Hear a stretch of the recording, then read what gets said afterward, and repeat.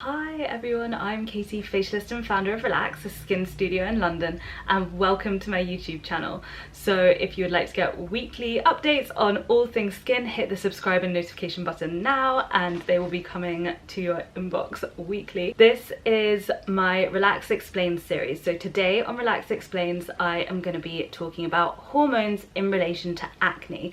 So I hear all the time that people are suffering from hormonal acne, or they have hormonal breakouts or hormonal spots. So what is this, why does it happen, and what can we do to stop it? So before we start, just a little disclaimer, caveat, I don't know what you would call it. Hormones are incredibly complicated. I said the same thing about gut.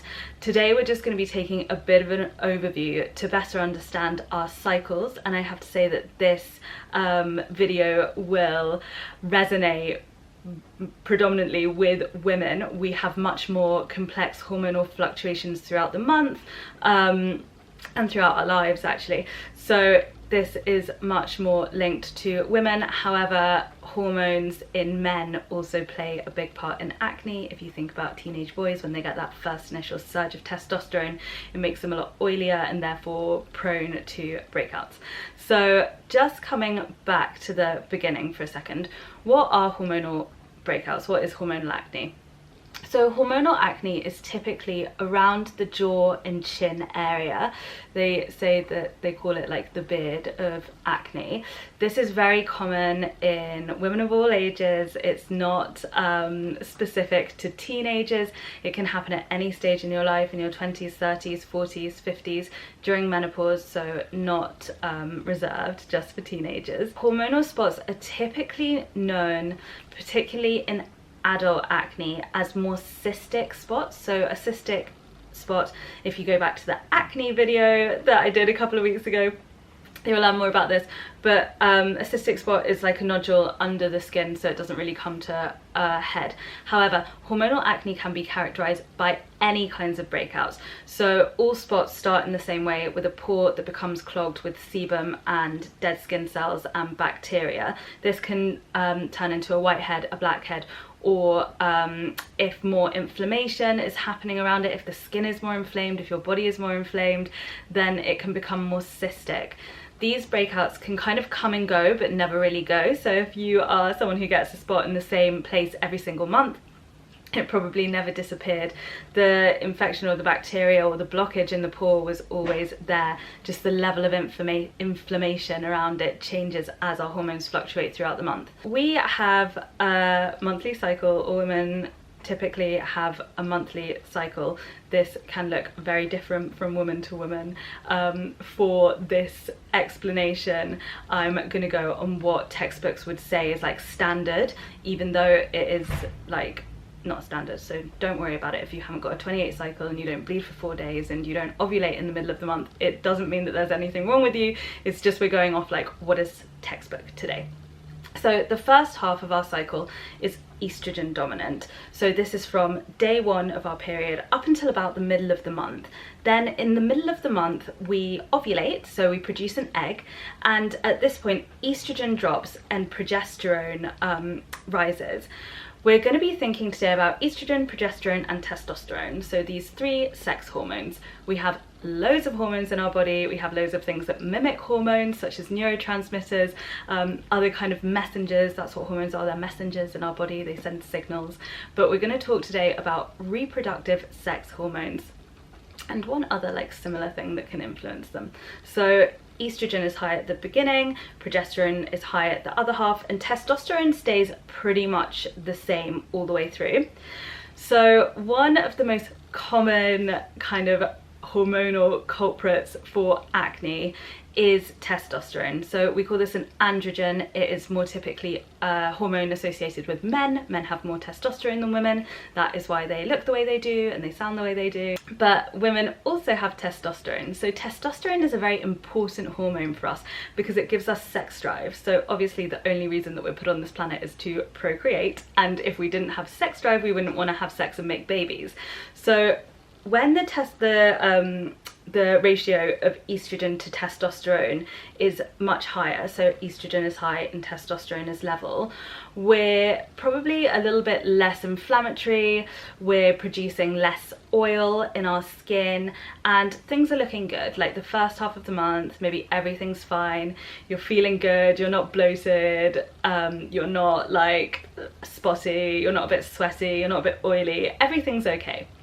Then you ovulate, estrogen drops off and progesterone spikes. So in comparison to testosterone, estrogen is now quite low in terms of ratios and progesterone is much higher. So testosterone, like I said, if you think about it in teenage boys, it is the hormone that makes them grow really big and that makes their muscles atrophy quicker and gives them facial hair, and it can also be responsible for them sweating more and producing more oil, which is kind of why quite often teenage boys will have like a bout of acne when they're just going through puberty, and then once everything kind of levels out a bit, it might go away.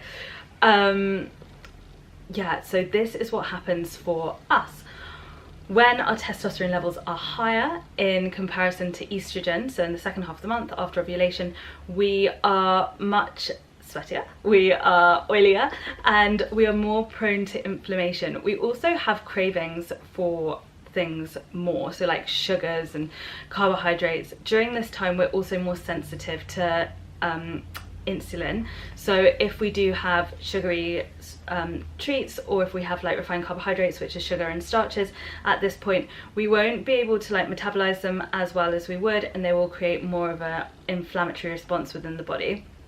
So that's one thing that's going on, and this is in a textbook person, a person who is, according to a textbook, perfect and normal, and you know, is like a robot lady. Testosterone is the same. Progesterone, we've had a spike of progesterone. So progesterone also makes our skin produce more sebum and more oil, and will make the skin like a little bit more prone to inflammation. So if you think about it, we have now got all of the perfect ingredients to create spots: excess sebum, oilier skin, more chance of pores clogging and inflammation within the skin's surface. So that is why that happens in hormonal acne. Now, we haven't even taken into consideration things like polycystic ovarian syndrome, which means that production of estrogen may be lower and production of testosterone androgens may be higher. So instead of having these normal fluctuations, the ratios throughout the month may always be higher. The ratio of testosterone in comparison to estrogen could stay higher, meaning that you may suffer from acne, but also from things like excess hair growth, hair loss on the head, and kind of fluctuations in weight. This is very common within PCOS, polycystic ovarian syndrome. I think 1 in 3 women have it, which, yeah, so it's super common. If we think about being on the pill, like I'm 30 years old, I don't know a girl of my generation who wasn't on the pill for like a decade at some point in their lives.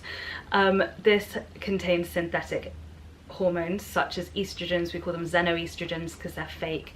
After like a decade or even longer of taking these, even once you stop, they can still be in your body, and they can be like free circulating. This is something that we would call estrogen dominance, so your level of estrogen is higher than it should be.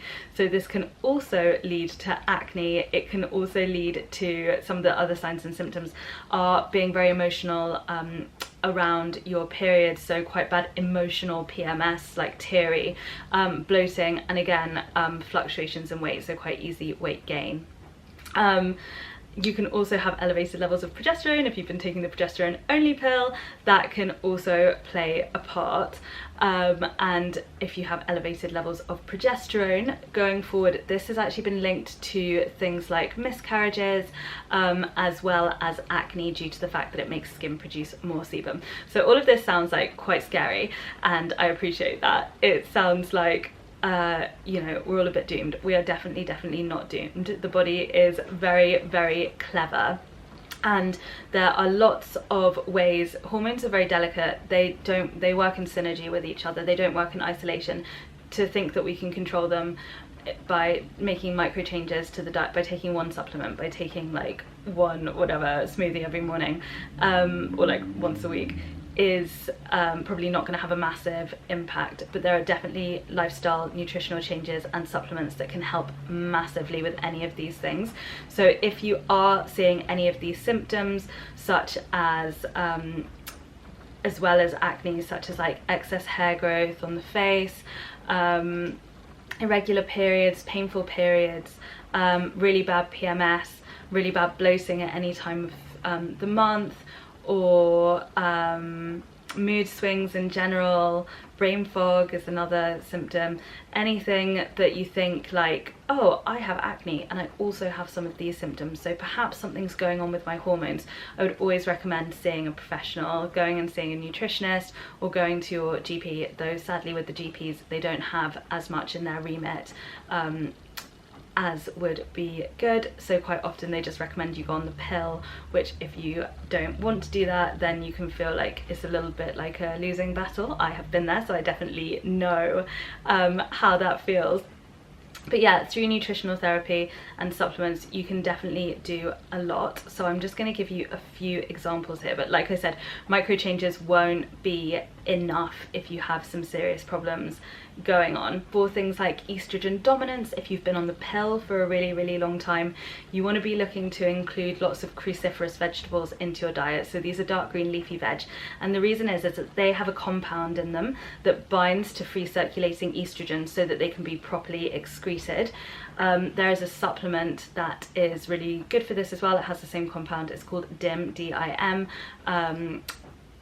Nutri Advanced do a nice one. That is something to look into if you are like seeing some signs and symptoms, so acne, PMS, bloating, and you were on the pill for a long time. Maybe have a look into that. Elevated levels of testosterone, so this is very common, particularly in women who have got polycystic ovarian syndrome. Definitely look at sugar in your diet, because sugar will be pushing up these kind of hormone levels, these inflammatory hormone levels. So really try to keep an eye on sugar and refined carbohydrates such as breads, pastas, that kind of thing.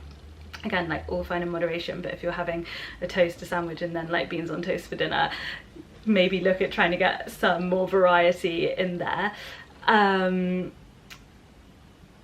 And look for hidden sugars, so things like in pasta sauces or soups, or even like diet ready meals. There can be loads of hidden sugars. Have a look at your nutrient intake as well. Are you having like lots of variety and lots of colour? Because all of these vitamins and minerals help our body work the way that they should, and they can help balance everything out.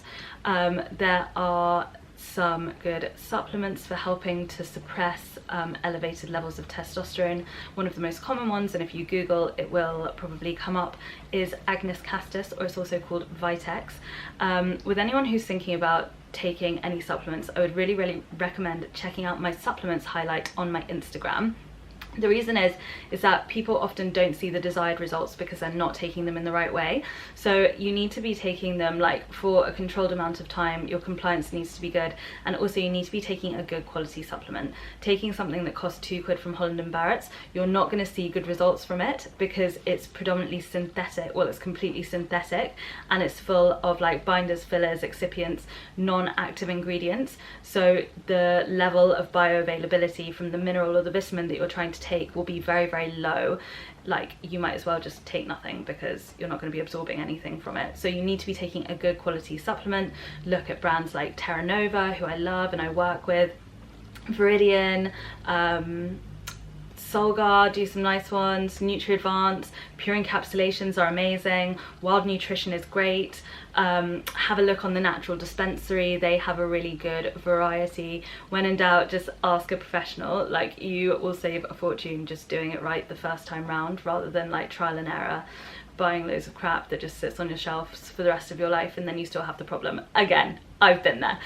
And then finally, I was going to talk about progesterone. Again, with progesterone, you would just really need to make sure, particularly if you have elevated levels of progesterone from years of being on the progesterone only pill, you need to be making sure that your liver is really well supported. You do this through lots of dark green leafy veg, water. You can incorporate ingredients in teas, for example, or tinctures such as dandelion or milk thistle, artichoke. There's loads of options for you. The most important thing is having a really well balanced, colourful diet that is rich in proteins, carbohydrates and fats, and is just working for you. If you are like, I'm already doing all of this and nothing's happening, again, definitely just like check in with a professional and just have those conversations and get on a protocol that is really, really going to benefit you. There is something else that I wanted to talk about in this video that I haven't come to yet, and this is stress. So there are loads and loads of things that can impact hormones, such as like the cleaning products that you're using, the foods that you're eating, having sex, your sleep, environment, pollution. Like there's so much, genetics, obviously genetics plays a part in everything. There's so much that can influence this. One thing that will without doubt influence your hormonal fluctuations, regardless of whether it manifests in your skin or your periods or anything, is stress. And the reason is that cortisol is made out of the same, so cortisol is our stress hormone. Cortisol is made out of the same raw ingredient as our sex hormones, so estrogen, progesterone and testosterone. That raw ingredient is cholesterol. That's what they're made from. Our hormones and neurotransmitters are made from fat. So if our body has only a certain amount of raw ingredient, it will always choose a stress response over reproduction, and this can have knock-on negative effects to the skin, really to the skin and to lots of other elements in our general well-being. So if you are experiencing acne and you are very, very stressed, that is the reason that it will be influencing your hormones, and you need to address the stress. Sadly, the only way to do it is by putting the work in, by removing stressors from your life, by making sure that you're taking care of yourself, that you're eating well, that you're getting good sleep, that you're prioritizing rest, that you're doing things that you enjoy. If you are going at like a million miles an hour and have no work-life balance and like you're burning the candle at both ends, no amount of supplements, no amount of green smoothies will ever help. The problem will still be there. So I hope that that has made hormonal acne a little bit clearer. I hope that you have like a little bit more information on it. The two videos that I referenced were the acne YouTube that I did 3 weeks ago, and the supplements Instagram highlight. So our Instagram is @relaxldn. Go and check it out if you are thinking about taking supplements. If you want help from a nutritionist, I'm a nutritionist. I do online consultations, and we can get you on a protocol. There's more information about that on my website. If you click on the book button, then you'll see all of the information there. Thanks so much for watching, and I'll see you next week.